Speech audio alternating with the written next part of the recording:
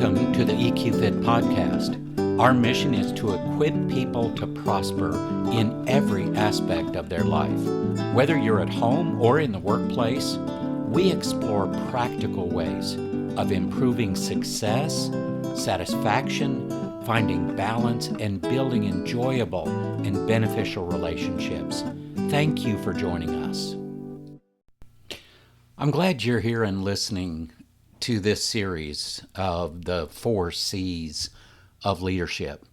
Today I'm going to focus on chemistry and what is the role of chemistry in leadership, in teams, in organizations.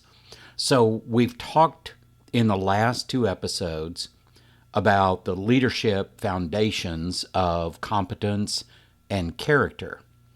Now, what I did not mention is that those 2 leadership success factors are the primary focus of employers. That's what organizations and employers want to see. Competence is, can you do the job? Character is, will you do the job? Well, today, I want to shift that focus to what employees want in a leader and in an organization. And that starts with chemistry. Employees want to know if the organization will be a good place to work, a place where they can thrive, where they can enjoy what they're doing. Well, chemistry forms the foundation of effective leadership, shaping how leaders interact with their teams and create a positive work environment. And there are a lot of different parts to that. Psychological safety, equality of conversational sharing. There are many different parts of chemistry. It's part culture, part values. All of this comes together to create the chemistry. And you'll find that within organizations, there isn't just one chemistry. There's an organizational chemistry, but each team can have its own chemistry. And you'll see, and you know, you've seen this yourself. Some teams seem to have a better chemistry where they work better together and it just flows so nicely, and other teams struggle. Well, chemistry is a big part of that. Chemistry forms the foundation of effective leadership, as we have said. And how do we get there? How do we understand chemistry? Well, obviously, the Life Thrive Leadership Program that I'm a part of emphasizes the importance of developing 2 key areas, major areas, when it comes to chemistry: empathy and mastering people skills. What that does is that fosters a culture of what I call contagious engagement. Now, these components or these areas are crucial in building the chemistry that drives success, it drives innovation, and it really makes organizations an enjoyable place to work where people just give more because they get more out of it. So let's start with that first major area called empathy. Empathy is the heart of trust and connection. Empathy in leadership is the ability to understand and share the feelings of others. It's crucial for building trust and strong relationships within a team. Empathetic leaders can connect with team members on a personal level, creating a more supportive and collaborative work atmosphere. And that's what we want. We want an atmosphere where people feel more comfortable around each other, where people understand if you're going through something and you're having certain types of emotions, that you don't just have a leader who's tone deaf to that. You have somebody who can understand those emotions, who can relate to those, who can understand where you're coming from, and especially who can support you through that difficult time or that challenge or struggle that you're going through.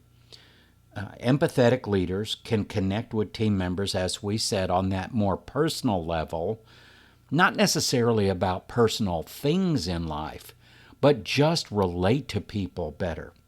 And now we look at how do we develop empathy and what are the benefits of developing empathy. So let's break it down first into the benefits. Why would we practice this thing called empathy? Well, number one, improved communication. Leaders who practice empathy are better listeners and they're better communicators. They understand the nuances of verbal and nonverbal cues, and at the same time, they can lead to clearer, more effective communication with other people. You can talk to someone or you can communicate with someone. There's a big difference between the two of those. So improved communication is the first one. The second, enhanced conflict resolution. By understanding different perspectives, empathetic leaders can navigate conflicts more effectively, finding resolutions that consider everyone's feelings and needs. And that's important because that, honestly, as employees, that'll be seen as fairness. How fair is this leader? Are they showing some kind of favoritism? I mean, all of that impacts the chemistry of the team. The third thing here is boosted morale. When team members feel understood and they feel valued, their morale and job satisfaction goes up. It increases. This in turn leads to higher engagement and better productivity. And it's a natural progression. So what are some specific ways to develop empathy as a leader? Number one, active listening. Practice fully concentrating, understanding, responding, and remembering what's being said. Avoid interrupting and focus on the speaker's words and their emotions at the same time. Second thing to develop empathy, perspective taking. Regularly put yourself in others' shoes to understand their feelings and their viewpoints. You don't have to agree with them. You don't have to compromise as a leader, but you do need to understand, because the lowest form of leadership is simply a manager who just tells people what to do and doesn't care. That is the absolute lowest form of leadership, and I don't want to be there, and I think most people don't. They want to relate to other people in a more effective way, in a more efficient way that really does connect and build trust. Here's a third way to develop empathy, emotional intelligence training, and that's core to everything that I do is emotional intelligence coaching, training, consulting, whatever it takes to help people and equip them to be more agile and more resilient, to have stronger mindsets. So emotional intelligence training, participate in workshops, courses that are focused on improving emotional intelligence. And I can say that our Life Thrive Leadership Program that you can see at lifethrive.com, that is based foundationally on emotional intelligence, because we know how important the neuroscience of emotional intelligence is to leadership, to performance, to collaborating, to communicating, really to just about every aspect of our life and work. The fourth thing you can do to develop empathy, seek feedback. Ask for feedback from people on your team. Think about empathetic behaviors. All right, what does that look like? And if you get feedback that isn't so positive, accept it as a gift, because there's a risk for someone that works for you under your leadership. There's a risk for them in giving you feedback. So don't kill the messenger, so to speak. Be open to receiving that as a gift. And then the fifth thing you can do to develop empathy, show genuine interest. Take time to get to know people in your team. Get to know them personally. Get to understand where they come from, what the culture is they grew up in. Show interest in their lives and especially in their well-being. Okay, now that was the first major area we talked about under chemistry and developing the right chemistry in a team and how a leader can do that. So now we're going to move to the second major area, which is people skills. This is all about effective interaction with other people.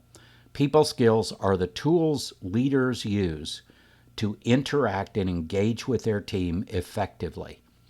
Now, these skills include communication, active listening, and social skills that help in building rapport with team members.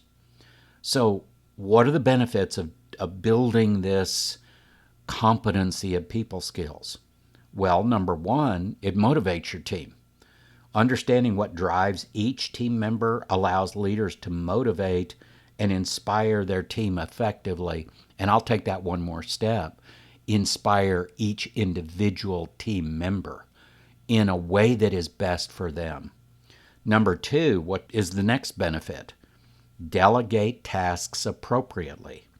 Knowing the strengths and weaknesses of team members enables leaders to delegate tasks in a way that maximizes productivity and growth. That is a real engagement factor for people. To know that you're investing in them, but you're not overwhelming them or putting things on them that they are simply not equipped to do, which is setting them up for failure. And that is not where you want to be as a leader. The third benefit, recognize contributions. Acknowledge and appreciate the efforts of team members. That fosters a culture of recognition and respect, and that goes around. It is contagious. So how can a leader develop people skills? Well, let's talk about that.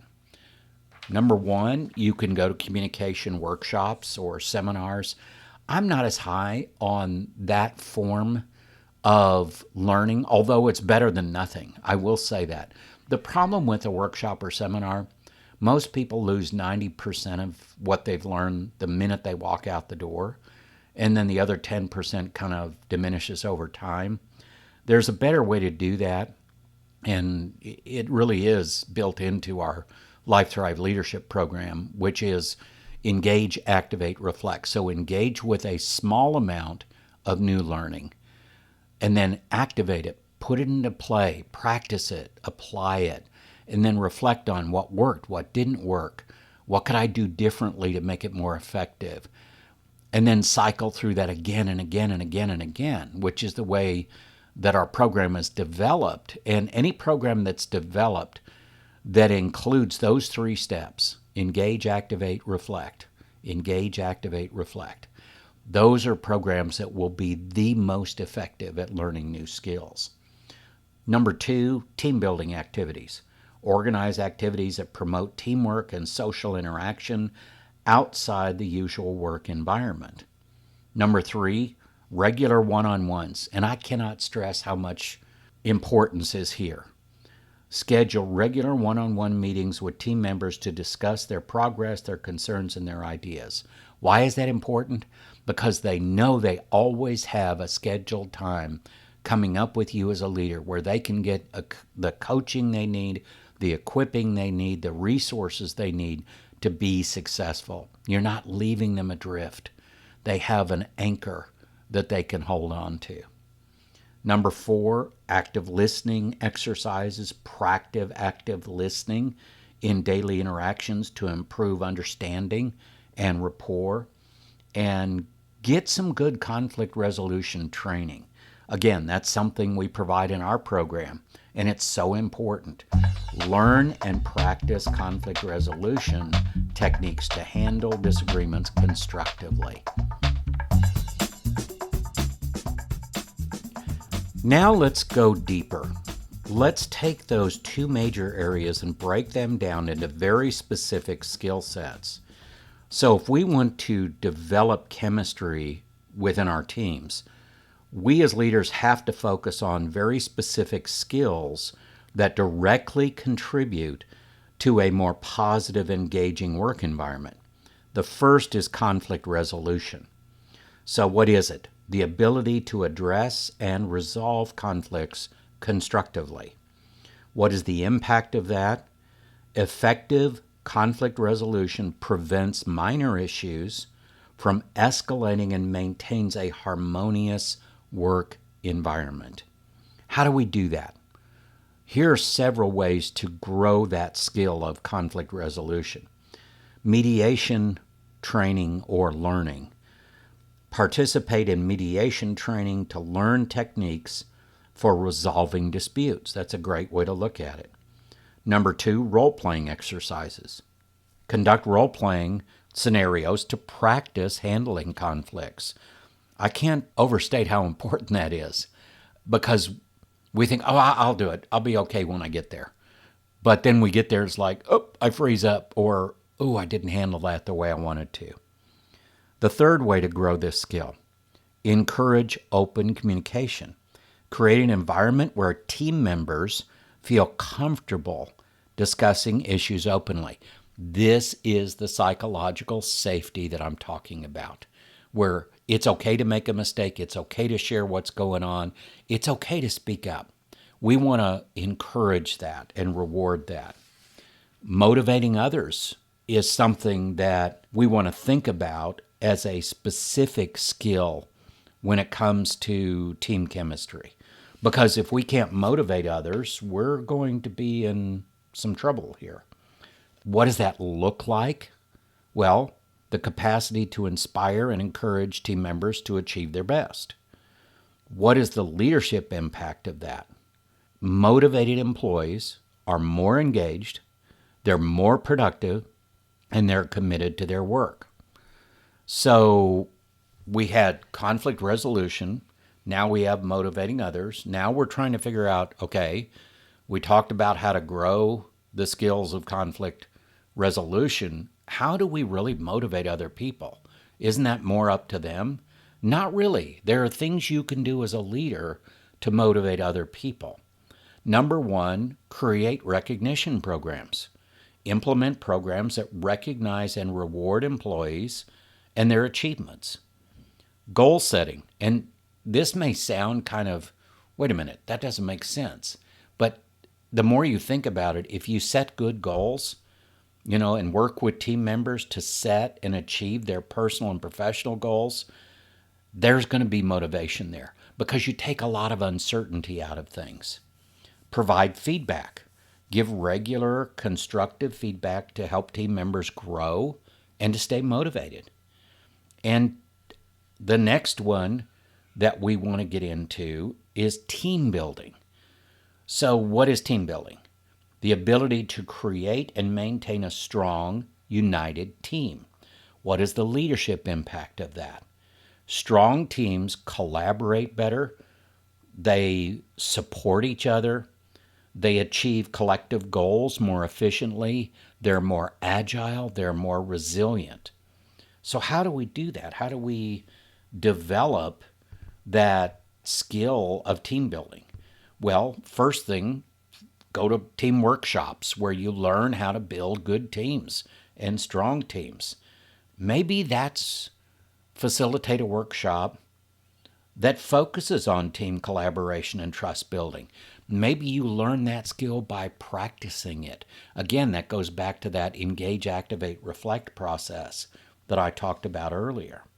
And then social events. As far as team building, social events are great. Think about them, make them with a purpose where we're really there to engage each other and grow together.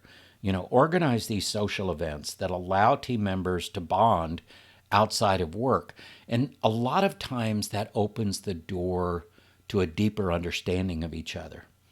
And then the third thing there is do collaborative projects. Assign projects that require teamwork and collaboration. And it might be the entire team, or it may be 2 or 3 team members that are focused on a given project. Those are wonderful ways to develop this skill of team building.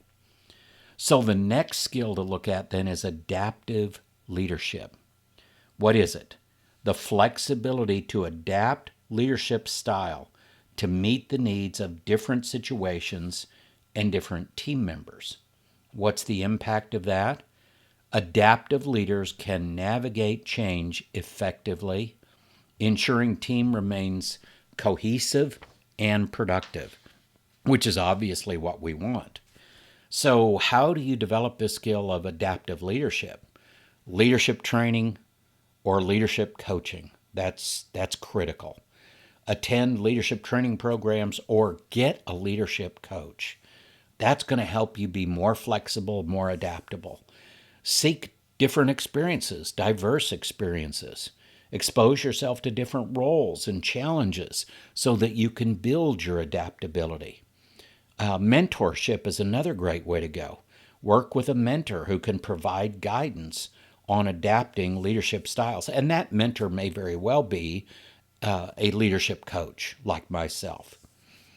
Now, here we go to another very important skill as far as team chemistry goes and leadership chemistry, developing that chemistry within your team, navigating change. It's the ability to guide a team through transitions and transformations. And frankly, I like transformation better than change. Change, you could go make a change and come back and make it come back.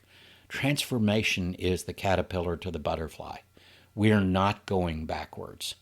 What's the impact of this skill for a leader of navigating change? Leaders who can navigate change well help their teams remain resilient and focused during periods of uncertainty. So how do we develop this ability to navigate change?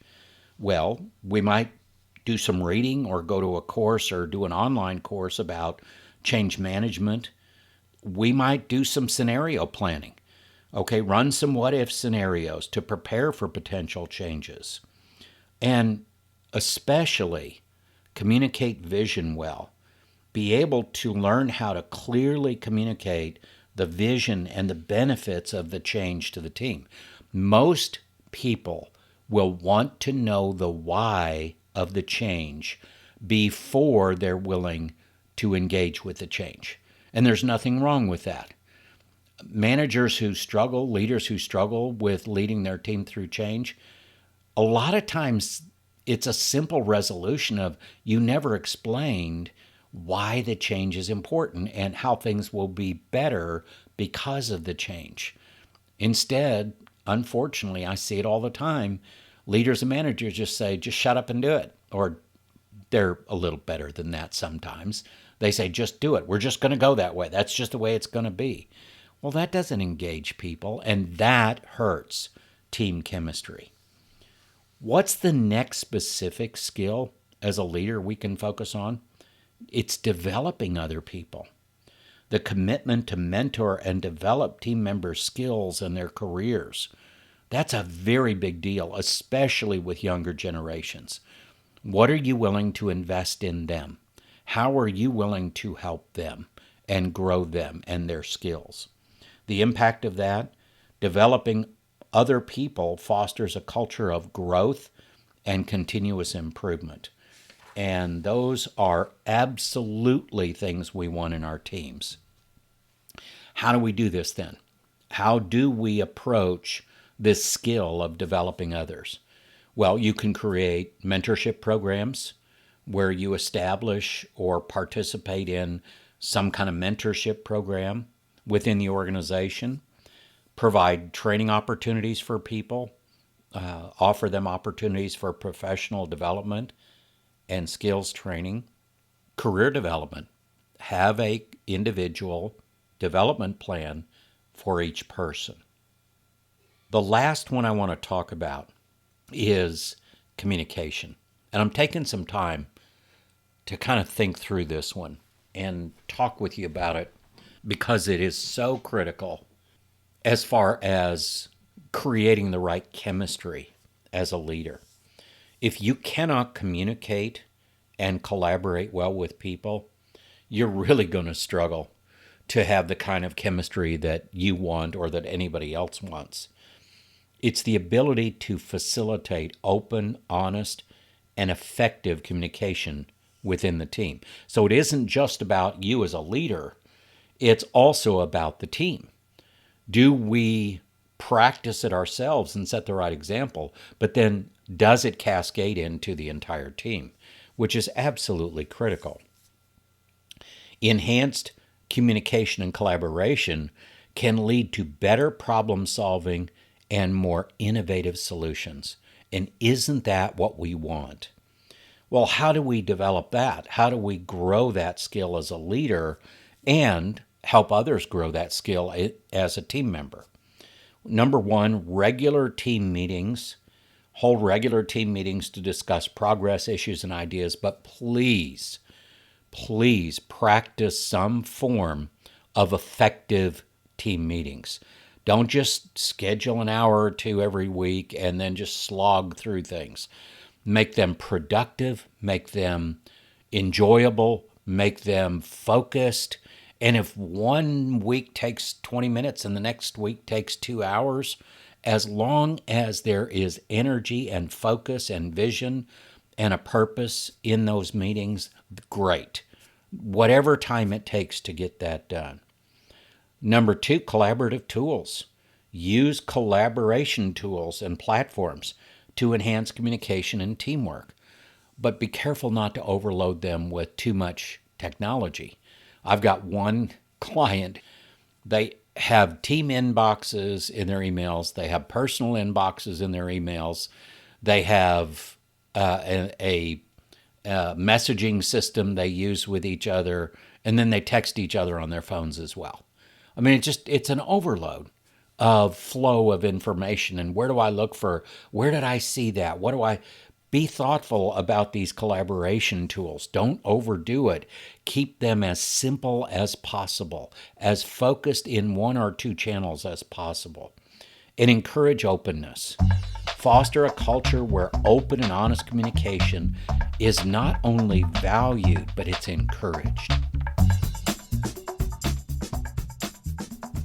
Okay, so as we start to close this out, let's go back to a higher level viewpoint here.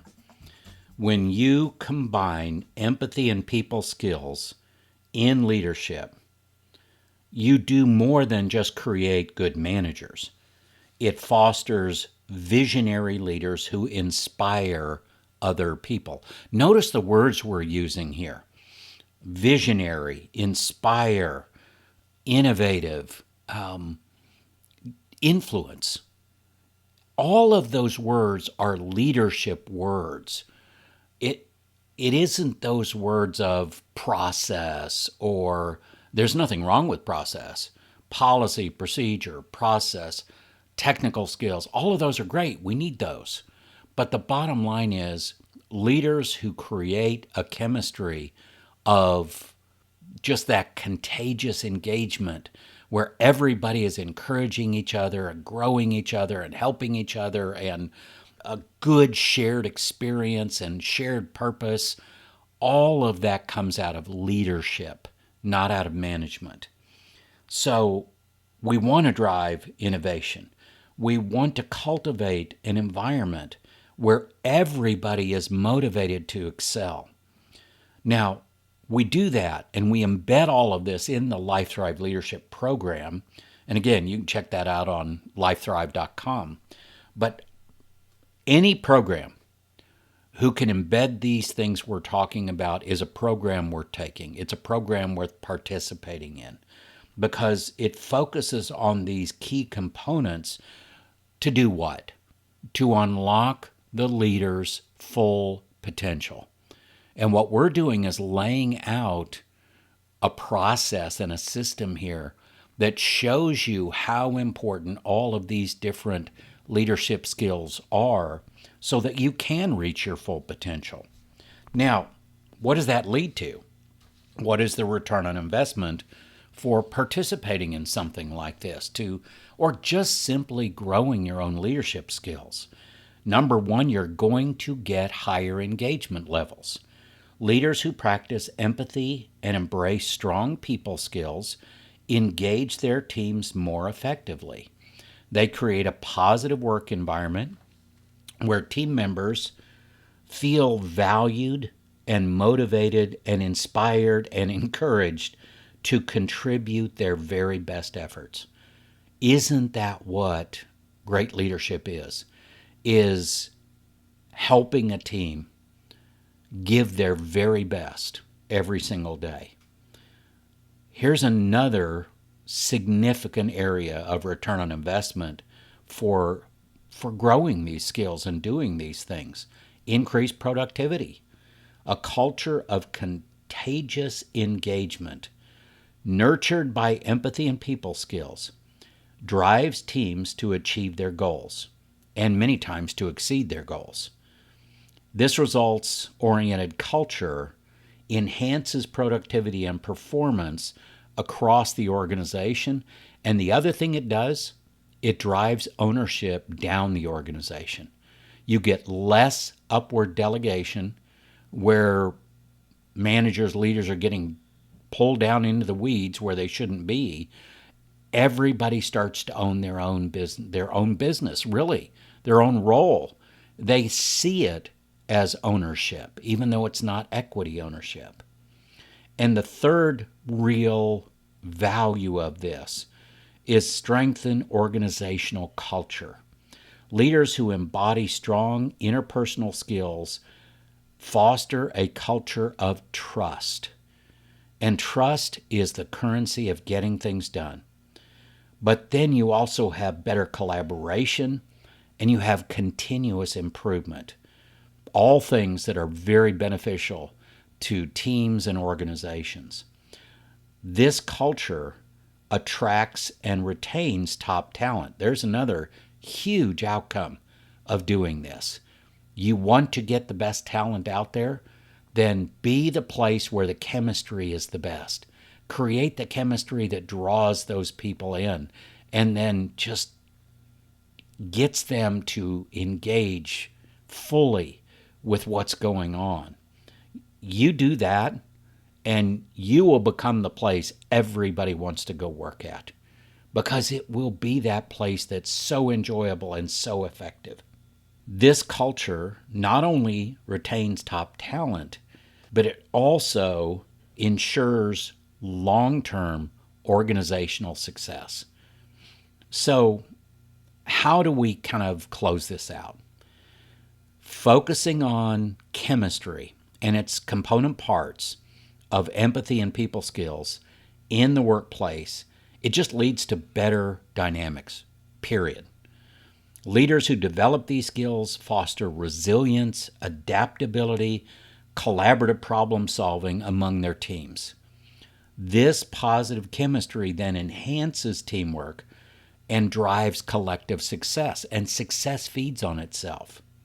So developing these key leadership skills, conflict resolution, motivating others, team building, adaptive leadership, navigating change, developing others, and enhancing communication and collaboration, it's essential for cultivating the chemistry that you want and creating a culture of contagious engagement where everybody is inspiring and encouraging each other, and they're working in alignment toward the same shared goals. So by focusing on these areas, leaders get to drive higher engagement levels, better productivity. They get to strengthen the culture in the organization and in their team. And ultimately, it leads to sustained success and innovation. Again, when all of this comes together, you can have the chemistry that you want. And as a leader, doing these things is going to be able to unlock your full potential and the full potential of your team. Thank you for joining us for this episode. If you have any questions about this week's episode, or maybe a suggestion for future episodes you'd like us to explore, please contact us through our website at eqfit.org. For more information and inspiration, connect with us on LinkedIn, Facebook, and YouTube at EQFit.